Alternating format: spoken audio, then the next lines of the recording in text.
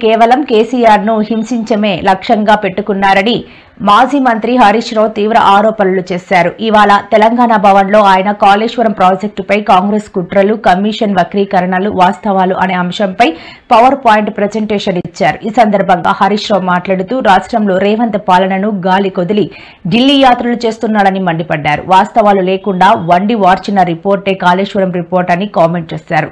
ప్రభుత్వం నుంచి ఏ పనులు చేపట్టినా బిల్లు పాస్ కావాలంటే మంత్రులకు 10 నుంచి 12% కమిషన్లు ముట్ట చెప్పాల్సిన దుస్థితి వచ్చిందని పేర్కొన్నారు. రెడ్డి రాగానే నారాయణపేట కొడంగల్ లిఫ్ట్ గుబరకాయ కొట్టిండా? ఏ కేబినెట్ అప్రూవల్ ఉందని కొట్టినావు నాయన నువ్వు? ఏ డిపిఆర్ ఉందని కొట్టినావు నాయన నువ్వు?